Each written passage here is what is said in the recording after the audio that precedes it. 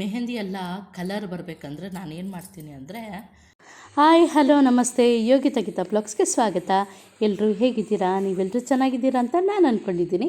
ಮತ್ತು ನಾನು ಚೆನ್ನಾಗಿದ್ದೀನಿ. ಇದೇನಪ್ಪ ಅಂತ ಇದ್ದೀರಾ? ಅವತ್ತು ಅಮ್ಮನ ಮನೆಯಿಂದ ಮೆಹಂದಿ ಸೊಪ್ಪು ತಂದಿದ್ನಲ್ಲ, ಸರಿ ಹೇರ್ ಪ್ಯಾಕ್ ಅಂತೂ ಅವತ್ತು ಅಷ್ಟು ಮಾಡ್ಕೊಂಡಿದ್ದಷ್ಟೇ. ಇನ್ನು ನೆಕ್ಸ್ಟು ನಾನು ಹೇರ್ ಪ್ಯಾಕ್ ಇನ್ನೂ ಮಾಡ್ಕೊಳಕ್ಕೆ ಹೋಗಿಲ್ಲ. ಸುಮ್ಮನೆ ವೇಸ್ಟ್ ಆಗುತ್ತಲ್ಲ ಅಂದ್ಬಿಟ್ಟು ಅಟ್ಲೀಸ್ಟ್ ಕೈಗಳಿಗಾದರೂ ಹಾಕ್ಕೊಳ್ಳೋಣ ಅನ್ನೋ ಉದ್ದೇಶಕ್ಕಾಗಿ ನಮ್ಮ ಅಕ್ಕನ ಮಗಳು ಅದನ್ನು ಪೇಸ್ಟ್ ಮಾಡ್ತಾ ಇದ್ದಾಳೆ. ಸರಿ, ತುಂಬ ವರ್ಷಗಳಾಗೋಗಿದೆ ನಾನು ಮೆಹಂದಿ ಹಾಕ್ಕೊಂಡು ಕೈಗೆ. ಸರಿ ಆಯ್ತಮ್ಮ, ಓಕೆ ಮಾಡು ಅಂದ್ಬಿಟ್ಟು ಬಿಟ್ಟಿದ್ದೀನಿ. ಮಾಡ್ತಾಯಿದ್ದಾಳೆ. ಹಾಗೆ ಮೆಹಂದಿ ಸೊಪ್ಪಿಂದ ಆಗುವ ಬೆನಿಫಿಟ್ಗಳು ನಮಗೇನೇನು ಅನ್ನೋದು ತಿಳ್ಕೊಳ್ಳೋದಾದರೆ, ನೈಸರ್ಗಿಕವಾಗಿ ಸೌಂದರ್ಯವರ್ಧಕ ಅಂತಲೇ ಅಂತಾರೆ ಮೆಹಂದಿ ಸೊಪ್ಪನ್ನ. ಇದನ್ನು ಕೈಯು ಕಾಲಿಗೆ ಹಚ್ಕೊಳ್ಳೋದೇನೆ ಡಿಸೈನಾಗೆ ಕೈಗಳಿಗೆ ಹಚ್ಕೊತೀವಿ. ಮದುವೆ ಫಂಕ್ಷನ್ಗಳೆಲ್ಲ ಹಚ್ಕೊತೀವಿ. ಈ ರೀತಿ ಡಿಸೈನ್ ಮಾಡ್ಕೊತೀವಿ. ಇದು ಬಿಟ್ಟು ಇದು ನ್ಯಾಚುರಲ್ ಮೆಡಿಸನ್ ಅಂತಲೇ ಹೇಳ್ಬೋದು. ನ್ಯಾಚುರಲಾಗೆ ಔಷಧಿ ಗುಣಗಳನ್ನ ಹೊಂದಿದೆ ಇದು. ಆವಾಗಲೇ ಹೇಳ್ದಂಗೆ ಕೈ ಕಾಲುಗಳ್ದೇ ಹೇರ್ ಪ್ಯಾಕ್ ಮಾಡ್ಕೊಬೋದು. ಈ ಹೇರ್ ಪ್ಯಾಕ್ ಮಾಡ್ಕೊಳ್ಳೋದ್ರಿಂದ ಹೊಟ್ಟು ಕಮ್ಮಿ ಆಗುತ್ತೆ, ಇರ್ಚಿಸ್ ಇರುತ್ತಲ್ಲ ಅದು ಕಮ್ಮಿ ಆಗುತ್ತೆ. ಮತ್ತು ತುರ್ಕೆ, ಅದೇ ಇರ್ಚಿಸ್ ಅಂದರೆ ತುರ್ಕೆ ಇರುತ್ತಲ್ವ, ಅಂಥವೆಲ್ಲ ಕಮ್ಮಿ ಆಗುತ್ತೆ. ಮತ್ತು ಕೂದಲು ಉದುರುತ್ತಾ ಇರುತ್ತಲ್ವ, ಅದಕ್ಕೆ ತುಂಬ ಸಹಾಯ ಮಾಡುತ್ತೆ ಈ ಮೆಹಂದಿ ತಲೆಗೆ ಹೇರ್ ಪ್ಯಾಕ್ ಮಾಡ್ಕೊಳ್ಳೋದ್ರಿಂದ. ತಿಂಗಳಲ್ಲಿ ಒಂದು ಸಲ ಇಲ್ಲಾಂದರೆ 2 ಸಲ ಆದರೂ ಹಚ್ಕೊಬೋದು. ಮತ್ತು ಇದರಿಂದ ತಲೆನೋವು ಸಹ ಕಮ್ಮಿ ಆಗುತ್ತೆ. ಈ ಹೇರ್ ಪ್ಯಾಕ್ ಮಾಡ್ಕೊಳ್ಳೋದ್ರಿಂದ ತಲೆನೋವು ಇರುತ್ತೆ, ಮೈಗ್ರೇನ್ ಅಂತ ಹೇಳ್ತಾರಲ್ಲ, ಆ ಥರದಕ್ಕೆಲ್ಲ ತುಂಬಾ ಯೂಸ್ಫುಲ್ ಆಗಿದೆ. ತಲೆನೋವು ಕಮ್ಮಿ ಆಗುತ್ತಂತೆ ನೋಡಿ.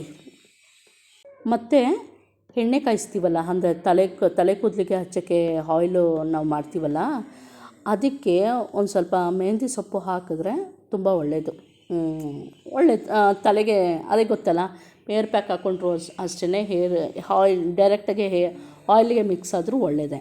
ಮತ್ತು ಇದನ್ನು ಹಾಕ್ಕೊಳ್ಳೋದ್ರಿಂದ ನಿದ್ರಾಹೀನತೆ ಇರುತ್ತಲ್ಲ, ಅಂದರೆ ನನಗೂ ಸ್ವಲ್ಪ ನಿದ್ರೆ ಪ್ರಾಬ್ಲಮ್ ಇದೆ. ಸರಿಯಾಗಿ ಸರಿಯಾಗಿ ನಿದ್ರೆ ಬರೋಲ್ಲ. ನಾನು ಅದೇ ಇವಾಗೆಲ್ಲ ಗೊತ್ತಾಗ್ತಾ ಇದೆಯಲ್ವಾ, ನಾನು ಯೂಸ್ ಮಾಡಬೇಕು. ನಿದ್ರಾಹೀನತೆಗೆ ತುಂಬ ಉಪಯೋಗ ಇದೆಯಂತೆ. ನಾನು ಗೊತ್ತಲ್ಲ, ಇವಾಗ ನಾನು ಹಚ್ಕೊತಾ ಇದ್ದೀನಿ, ನೋಡೋಣ. ಮಾತ್ರ ನಿದ್ರಾಹೀನತೆ ಕಮ್ಮಿ ಆಗುತ್ತಂತೆ. ಮತ್ತು ಉಷ್ಣ ಇರುತ್ತಲ್ಲ, ಬಾಡಿ ಹೀಟ್ ಇರುತ್ತಲ್ಲ, ಅಂಥವ್ರಿಗೆ ತುಂಬ ಒಳ್ಳೆಯದು. ಅತಿ ಉಷ್ಣತೆ ಇರುತ್ತಲ್ಲ ಅಂಥವ್ರಿಗೆ ತುಂಬ ಒಳ್ಳೆಯದು. ನೀರಿನಂಶ ಅದೆಲ್ಲ ಕಮ್ಮಿ ಆಗಿರುತ್ತಲ್ಲ ಅಂಥವ್ರಿಗೆ ಕಾಲುಗಳಿಗೆ ಹಚ್ಚೋದ್ರಿಂದ ತುಂಬ ರಿಲ್ಯಾಕ್ಸ್ ಸಿಗುತ್ತೆ. ಮೆಹಂದಿ ಸೊಪ್ಪು ಕೈಗೆ ಹಾಕ್ಕೊಳ್ಳೋದ್ರಲ್ಲೇ ಇರಲಿ, ತಲೆಗೆ ಹಾಕ್ಕೊಳ್ಳೋದ್ರಲ್ಲೇ ಇರಲಿ, ಸ್ವಲ್ಪ ರಿಲ್ಯಾಕ್ಸೇಷನ್ ಸಿಗುತ್ತೆ. ಮತ್ತು ರಕ್ತದೊತ್ತಡ ಸಮತೋಲನ ಮಾಡುತ್ತೆ ಇದು. ಜಾಸ್ತಿ ಬ್ಲಡ್ ಪ್ರೆಷರ್ ಇರುತ್ತಲ್ಲ ಅಂಥವ್ರಿಗೆಲ್ಲ ತುಂಬ ಒಳ್ಳೆಯದು. ಆಮೇಲೆ ಶುಗರ್ ಇರೋರಿಗೂ ಅಷ್ಟೇ, ಅವ್ರಿಗೆಲ್ಲ ಸ್ವಲ್ಪ ತುಂಬ ಸೆನ್ಸಿಟಿವ್ ಇರ್ತಾರೆ. ಅಂದರೆ ಕೈಕಾಲು ಗೀರಾದರೆ ಇಚ್ಚಿಸಾದರೆ ಅದೆಲ್ಲ ಸ್ವಲ್ಪ ಇದಾಗುತ್ತೆ ಅವ್ರಿಗೆ, ಹೀಟಾಗಿದ್ದರೆ. ಹಂಗೆ ಶುಗರ್ ಇರೋರಿಗೆ ತುಂಬಾ ಅನುಕೂಲ ಅಂತ ಅನ್ಬೋದು. ಅಲರ್ಜಿ ಎಲ್ಲ ಕಮ್ಮಿ ಆಗುತ್ತೆ. ಫಂಗಲ್ ಬಂದಿರುತ್ತಲ್ವ, ಈಗ ಕಾಲು ಸಂದಿಯಲ್ಲಿ ಫಂಗಲ್ ಇರುತ್ತೆ, ನೀರಲ್ಲಿ ಜಾಸ್ತಿ ಆಡಿದ್ರೆ ಫಂಗಲ್ಗಳು ಬರ್ತಾವಲ್ಲ, ಅದಕ್ಕೆಲ್ಲ ಒಳ್ಳೆಯದು. ಕಾಲಿಗೆ ಮೆಹಂದಿ ಹಾಕ್ಕೊಳ್ಳೋದ್ರಿಂದ, ಕಾಲಿಗೆ ಪ್ಯಾಕ್ ಹಾಕ್ಕೊಳ್ಳೋದ್ರಿಂದ, ತಲೆಗೆ ಹಾಕ್ಕೊಳ್ಳೋದ್ರಿಂದ ಶುಗರ್ ಇರೋರಿಗೆಲ್ಲ ತುಂಬ ಒಳ್ಳೆಯದು. ಮತ್ತು ಇದರಿಂದ ರಕ್ತ ಸಂಚಲನ ಅಷ್ಟೇ ತುಂಬ ಚೆನ್ನಾಗಾಗುತ್ತೆ. ಹಂಗೆ ನೋಡಿ, ದೇವರು ನಮಗೆ ಯಾವ ರೀತಿ ಮೆಡಿಸನೆಲ್ಲ ಕೊಟ್ಟಿರ್ತಾನೆ ನೈಸರ್ಗಿಕವಾಗಿ ಅಲ್ವಾ. ಪ್ರಕೃತಿ ಎಷ್ಟು ವಿಸ್ಮಯ, ಅದ್ಭುತ. ಪ್ರಕೃತಿಗೆ ನನ್ನ ನಮನ. ಅದಕ್ಕೆ ಹಸಿರಿದ್ರೆ ನಮ್ಮ ಉಸಿರು ಇರುತ್ತೆ ಅಂತ ಹೇಳ್ತಾರಲ್ಲ, ಇದಕ್ಕೆ ಅನಿಸುತ್ತೆ. ಸುಮ್ಮನೆ ದೊಡ್ಡವ್ರಿಗೆ ಹೇಳಿಲ್ಲ, ಹಂಗೆ ಹಸಿರನ್ನ ಉಳಿಸ್ಬೇಕು, ಮುಂದಿನ ಜನ್ರೇಷನ್ಗೆಲ್ಲ ಬೇಕು. ಹಾಗೆ ಮೆಹಂದಿಯಿಂದ ತುಂಬ ಪ್ರಯೋಜನ ಇದೆ. ಅದನ್ನು ಸಾಧ್ಯ ಆದಷ್ಟು ಯೂಸ್ ಮಾಡ್ಕೊಬೇಕಷ್ಟೇ ನಾವುಗಳು. ನೋಡಿ, ನಮ್ಮ ಅಕ್ಕನ ಮಗಳು ಎಷ್ಟು ಚೆನ್ನಾಗಿ ಹಾಕ್ಕೊಡ್ತಾಯಿದ್ದಾಳೆ ಮೆಹಂದಿನ. ಮಾತ್ರ ಹಚ್ಕೊತಾ ಇದ್ರೆ ಅಷ್ಟೇ ಕೋಲ್ಡ್ ಅಂತ ಅನ್ನಿಸ್ತಾ ಇದೆ. ತಂಪಾಗೋ ಒಂಥರ ಫೀಲ್ ಕೊಡ್ತಾಯಿದೆ. ರಿಲ್ಯಾಕ್ಸ್ ಥರ ಆಗ್ತಾಯಿದೆ.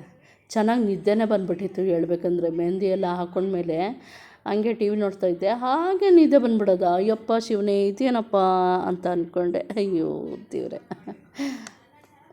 ಈಗ ಬೈ ಚಾನ್ಸ್ ಏನಾರ ಅಮ್ಮನ ಮನೇಲಿ ಮೆಹಂದಿ ಸೊಪ್ಪು ಏನಾರ ಇಲ್ಲ, ಅದೇನಾದರೂ ಕಡ್ದಾಕ್ಬಿಟ್ರು ಅಂದರೆ ಏನು ಯೋಚನೆ ಇಲ್ಲ, ನಮ್ಮ ಮನೆ ಹತ್ರನೇ ಮೆಹಂದಿ ಸೊಪ್ಪಿದೆ. ಅವ್ರಿಗೆ ಹೇಳ್ಬಿಟ್ಟು ಒಂದಷ್ಟು ದುಡ್ಡು ಅಂತ ಕೊಟ್ಬಿಟ್ಟು ಮೆಹಂದಿ ಹಾಕ್ಕೊಂಡ್ರೆ ಆರಾಮು. ಇನ್ನಂತೂ ಅದಕ್ಕೆ ಅಲ್ವಾ ಹಳ್ಳಿಗಳಲ್ಲಿ ಇಷ್ಟು ಇದಾಗೆ ನಮಗೆ ಈ ಥರದ್ದೆಲ್ಲ ಸಿಗುತ್ತೆ. ಸೂಪರ್.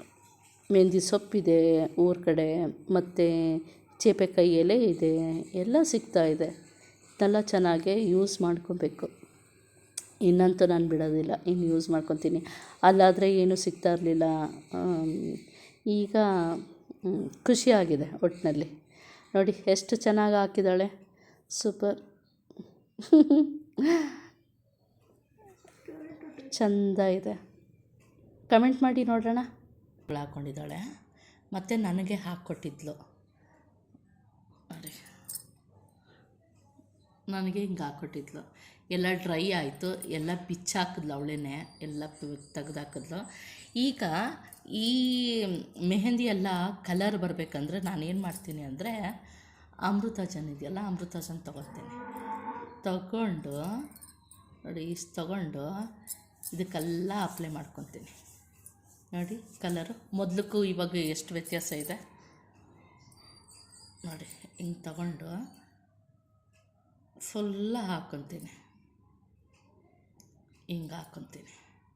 ಆವಾಗ ಕಲರು ತುಂಬ ಚೆನ್ನಾಗಿ ಬರುತ್ತೆ. ಕಲರು ಸಕ್ಕರೆ ನೀರು ಅದೆಲ್ಲ ಹಾಕ್ಕೊತಾರಲ್ಲ, ಅದೆಲ್ಲ ಹಾಕ್ಕೊಳ್ಳೋ ಬದಲು ಈ ರೀತಿ ಹಾಕಿದ್ರೆ, ಯಾಕೆಂದರೆ ಅಮೃತಾಜನದಲ್ಲಿ ಎಲ್ಲ ಇದೆಯಲ್ಲ, ಇದು ಲವಂಗ ಅಂತೆ ಏನೇನೋ ಇರುತ್ತೆ ಅಲ್ವಾ, ಅದು ಏನೇನೋ ಅಂತ ಸರಿಯಾಗಿ ಈಗ ನೆನಪು ಬರ್ತಾಯಿಲ್ಲ ನನಗೆ ಹೇಳಬೇಕು ಅಂದರೆ. ಹಂಗೆ ನೋಡಿ ನೋಡಿ ಎಲ್ಲ ಹಾಕ್ಕೊಂಡೆ ನೋಡಿ. ಇಂಥ ನೋಡಿ,